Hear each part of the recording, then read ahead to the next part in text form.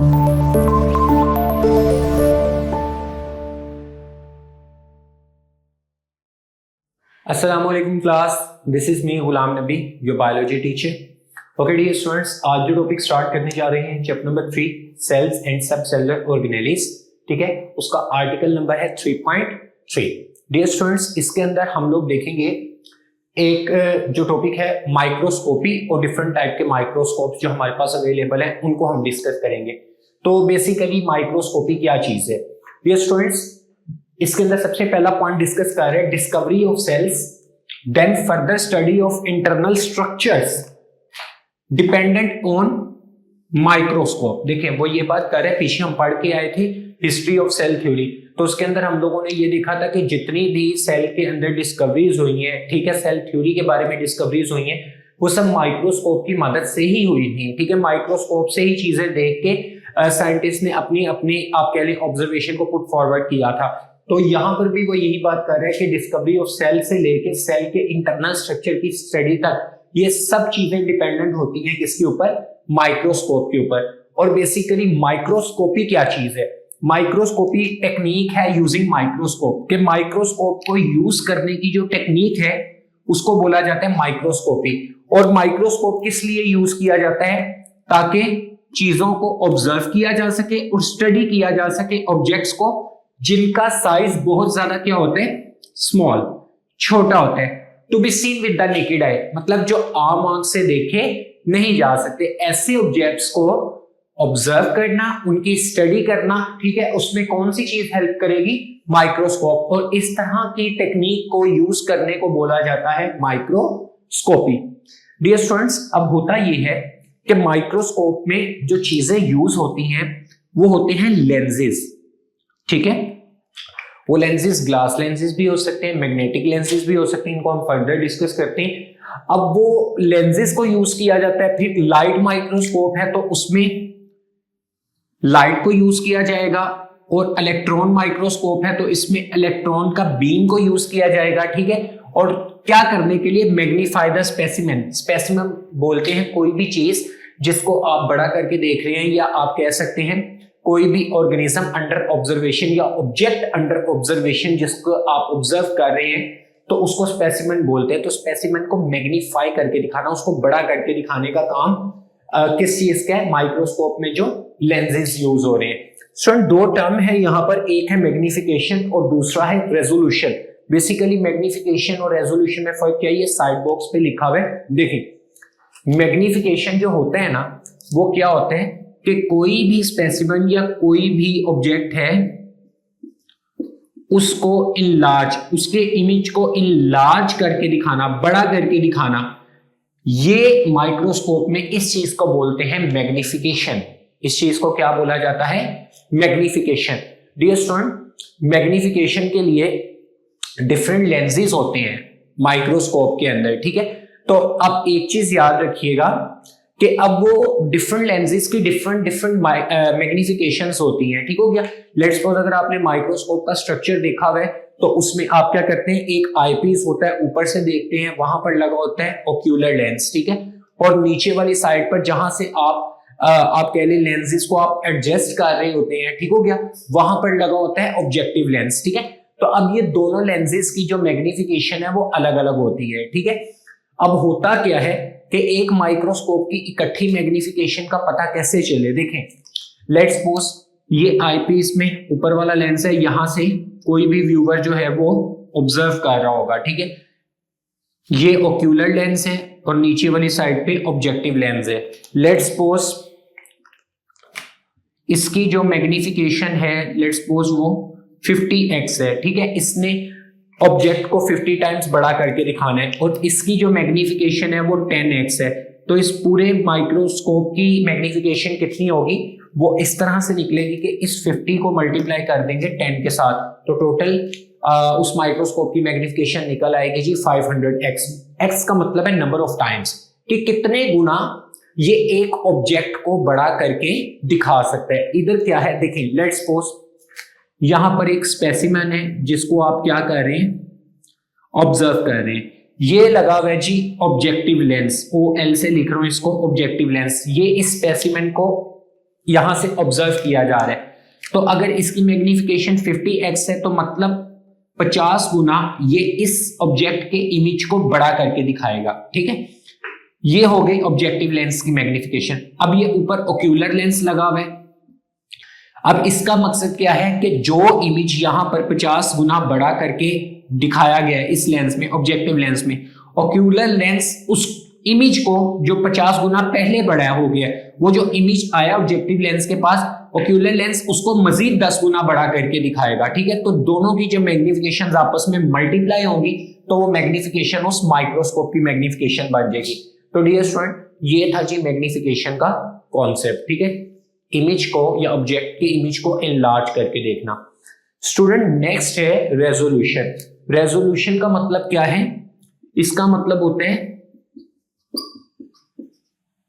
Distinguish करना between two objects, दो objects के दरमियान जो फर्क है उसको वाजिया करना। किस चीज का काम होता है? ये वो होती है उस माइक्रोस्कोप की रेजोल्यूशन पावर। देखिए डियर स्टूडेंट्स, जैसे ये दो डॉट्स बनाकर दिखाए हैं तो ये आपको दो अलग अलग क्यों नजर आ रहे हैं? क्योंकि इनके दरमियान में डिस्टेंस है, और ये डिस्टेंस देखें आपकी आई इस डिस्टेंस को इजीली मेजर कर सकती है। ठीक है, इसी वजह से ये दो आपको अलग अलग नजर आ रहे हैं। तो बात ये है कि ये आपकी आई की रेजोल्यूशन पावर है कि इसने दो ऑब्जेक्ट्स को डिस्टिंग्विश करके देख लिया। अब यहां पर क्या है, एक डॉट बनाया है मैंने, और आप देखिए यहां पर ये आपको यहां पर एक डॉट नजर आ रहा है। ठीक है, अब क्या है कि आपकी आई इस डॉट के अंदर जितने भी डिफरेंट ऑब्जेक्ट्स हैं या पॉइंट्स हैं उनके दरमियान डिस्टेंस को मेजर नहीं कर सकती या डिस्टिंग्विश नहीं करती, क्योंकि आपकी रेजोल्यूशन, जो आंख की रेजोल्यूशन पावर है, वो इतनी ज्यादा नहीं है। ठीक हो गया।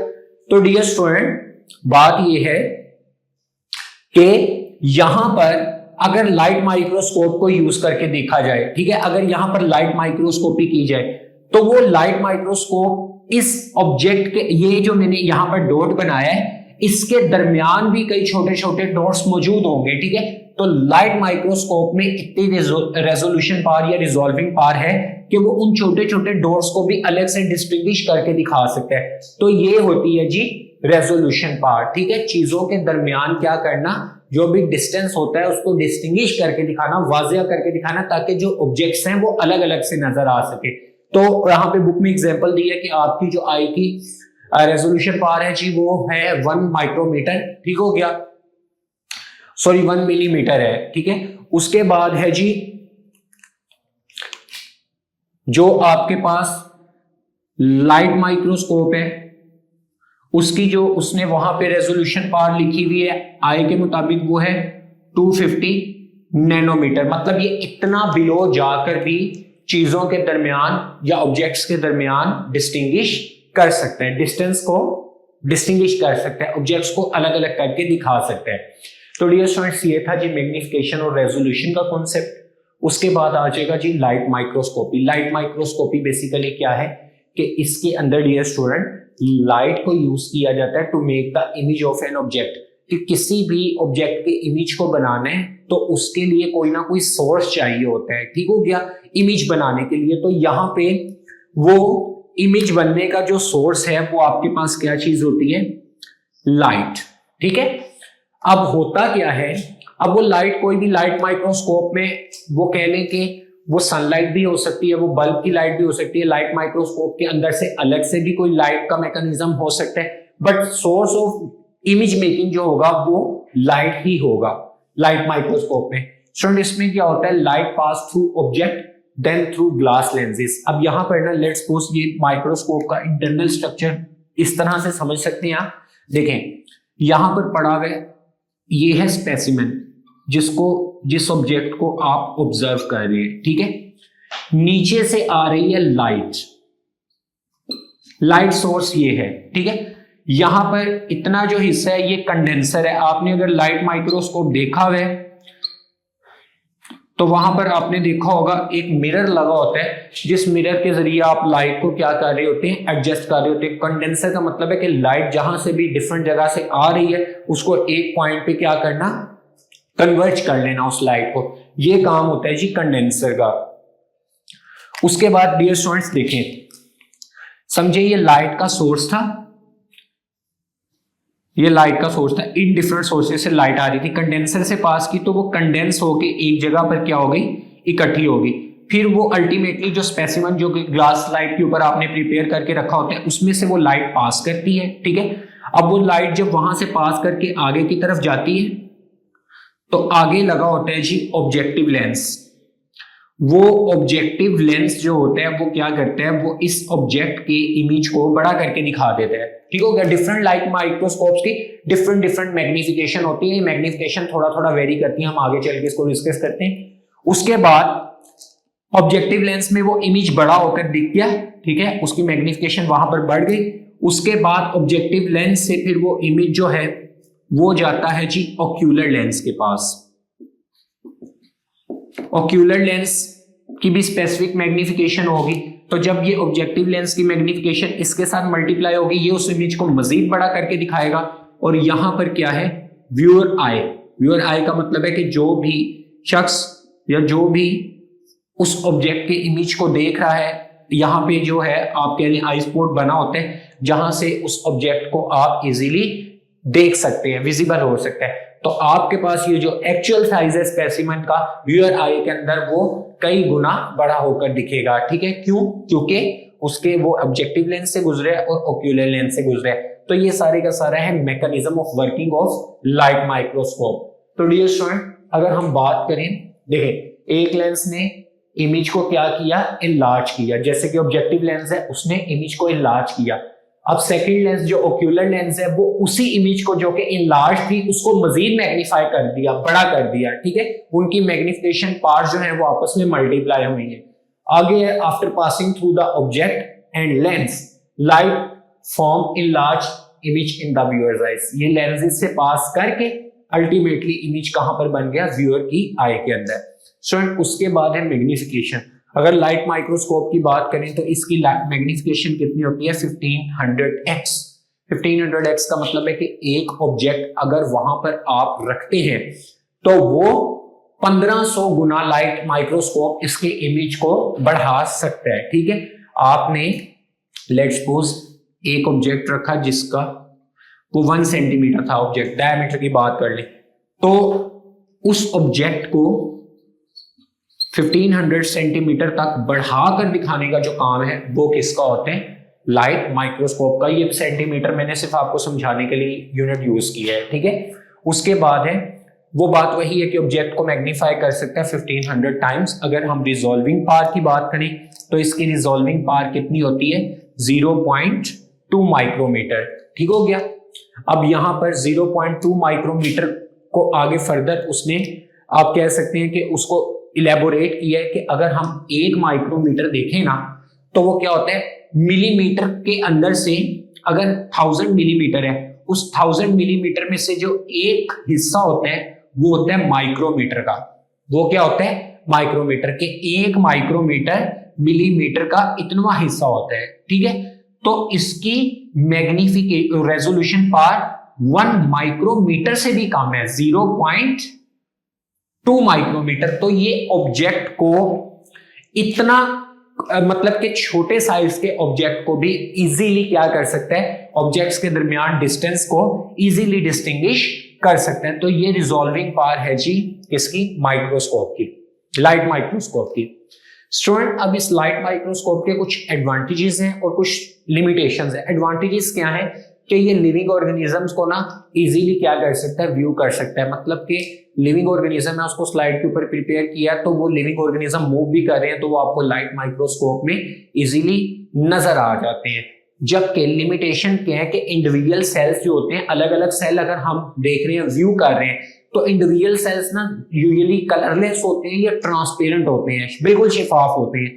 अब वो कहता है कि जब अब वो इतने ट्रांसपेरेंट होंगे कि पता ही नहीं चल रहा होता कि इस सेल में कोई चीज मौजूद है या नहीं है। कंपोनेंट जो उसके अज्जा हैं, न्यूक्लियस वगैरह, वो डिस्टिंग्विशेबल नहीं होते हैं, ठीक है।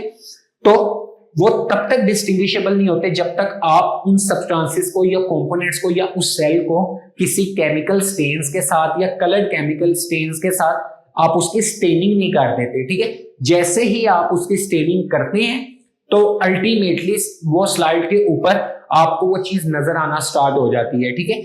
और लेकिन स्टेनिंग के नतीजे में क्योंकि वो केमिकल्स होते हैं तो इसकी वजह से सेल्स जो है उनकी डेथ भी हो जाती है। लेट्स सपोज अगर हम एग्जांपल की बात करें, आप धूप में खड़े हैं, अब पानी की एक बोतल है, वो आपको पानी उसके अंदर मौजूद है लेकिन हो सकता है वो कलरलेस होने की वजह से आपको नजर नहीं आ रहा। अगर उसी में आप ट्यूमेरिक हल्दी डाल दें या इंक डाल दें तो वो आपको बहुत ज्यादा विजिबल होना स्टार्ट हो जाता है। तो इसी तरह हम माइक्रोस्कोप में जब भी किसी स्पेसिमेन को देखते हैं तो हम ज्यादातर उसके अंदर वो मिथाइलिन ब्लू वाला सॉल्यूशन ऐड करते हैं ताकि वो क्या हो सके, उसकी स्टेनिंग हो जाए और वो जो स्पेसिमेन है वो इजीली उसका इमेज हम लोग देख सकें। तो dear student, that was all from today's lecture, जो कि था माइक्रोस्कोपी और लाइट माइक्रोस्कोपी के ऊपर। तो होप सो आपको लेक्चर समझ आ गया। Student, take care of yourself. अल्लाह हाफिज।